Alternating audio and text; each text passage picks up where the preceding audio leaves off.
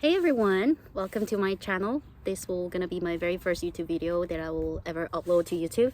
And today I want to talk about why I left Korea. I am Min from Seoul, South Korea. I was born and raised in Korea for my entire life. And I decided to leave Korea 6 years ago to settle in Sweden. And I lived there for about 6 years. And right now I am settled in London, UK. Although I was brought up in a very stereotypical Korean household as a Korean good girl who was studying hard, striving hard to become a number one in a class, and went to good uni, work hard to be successful at work, etc., etc. I always thought that something was off about this life that I was pursuing, and I had a realization that it was not sustainable in the long term. When I was 27 years old, I then decided to just moved to Sweden to try to live a different life than what I lived for my entire life. So here are the pieces of my story on why I ended up leaving Korea.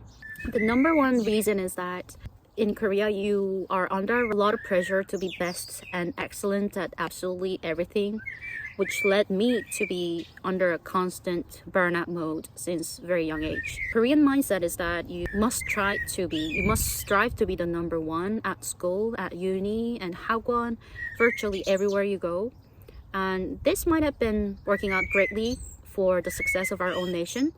We achieved unprecedented economic success, and this might have been worked as a really good strategy collectively few decades ago, but as an individual who lived in Korea, personally I didn't think that that way of working and striving to be the best was not sustainable to my mental health. Since I was young, I felt that I would die young if I continued to lead a life like that.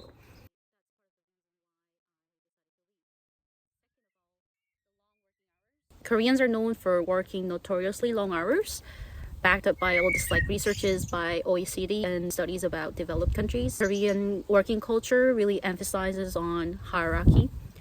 So hierarchy is everywhere, basically based on your age, title, gender, so on and so forth. And as a young junior female at the company, I think pretty much all the Korean girls who worked in around my age might have experienced this type of stuff, but the sexual harassment was really rampant when I first got my job, and I had to be always very obedient to my manager no matter what, and you can never say no to your manager. This type of culture was not really making sense to me as much, and I was constantly stressed the whole time. I remember I heard from the HR manager from my very first job. I think she was giving me feedback after a few months of joining. It was 101 after joining. And she said that 막내면 막내답게 행동하세요, which means you gotta act like the youngest at your team, which meant that I think she wanted to imply that I was too strong-headed and outspoken about my opinion.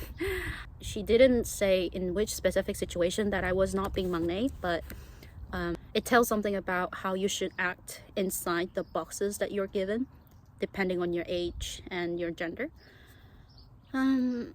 Third of all, I think this one bugs me the most, especially the very last period before I left Korea. You might have heard about this plastic surgery statistics and so on, but as a Korean woman, you are really boiled down to how you look. As a girl, so you are under a lot of pressure to look pretty and skinny in whichever situation that you're in.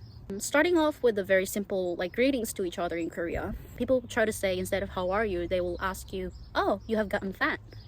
Oh, you have gained some weight. Or you look skinnier than before. Really want to talk about looks for the first time. Pressure of getting plastic surgery is real. So if you walk around Shinsa Station, Gangnam Station, a few years back, I remember seeing myriads of plastic surgery clinics commercials board were attached on the wall, and they were emphasizing how before and after look different, how they look different before and after the surgery. And I remember there was one very specific occasion printed on my memory. There is G-bus in Korea.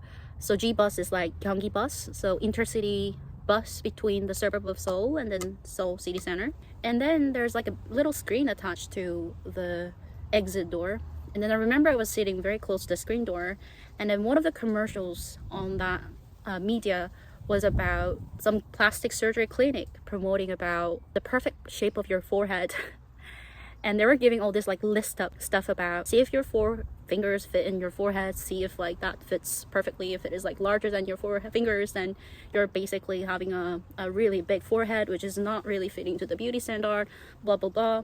I wasn't thinking about my forehead at all in my life until that moment, but somehow I remember like I was just so tired unconsciously watching that content. I realized that I was caring about my forehead shape after watching that commercial.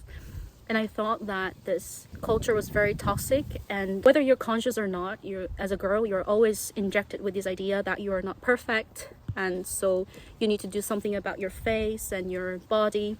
That was something that I felt very difficult almost towards the ends of my leaving of Korea. Going on to the next one, I would say I was pretty privileged in a way that I was able to travel to different countries, to a lot of places, and those type of opportunities started to make me think about alternative lives outside of Korea. So in 2013, when I was in uni, I went to Switzerland for exchange student, and that positive cultural shock as to how different the other side of society could be. I wasn't caring about my look. Of course, like I did care about my grades and so on, but it was not in like obsessive level as I did in South Korea. And consecutive year in 2014, there was Sewol ferry disaster called Sewol 사건 in Korean, and that single incident really transformed my way of viewing my own country so much, so that I thought moving abroad would be a better solution than to try to stick to the country and try to change the country. Although I had a really great admiration towards Korean who decided to stay and transform the country, I couldn't have a lot of courage to do so, and I was very devastated after that incident. So thought maybe for my future generation and also for my own sake, I thought moving to a different country might be a better solution. So I ended up in Europe finally, after years of research and of course lots of ordeals that I've been through. I settled down in Sweden first, and I lived there for about 6 years. There was of course pros and cons, but I really liked it and I didn't want to go back to Korea. Also, then I met my current fiance and we decided to come to London and settle down.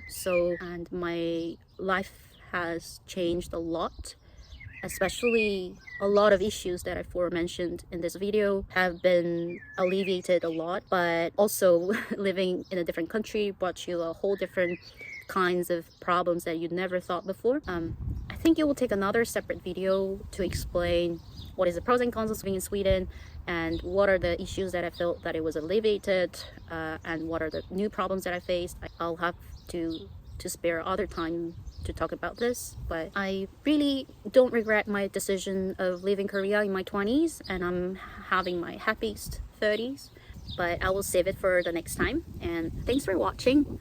Hope to see you on this channel soon again. Bye.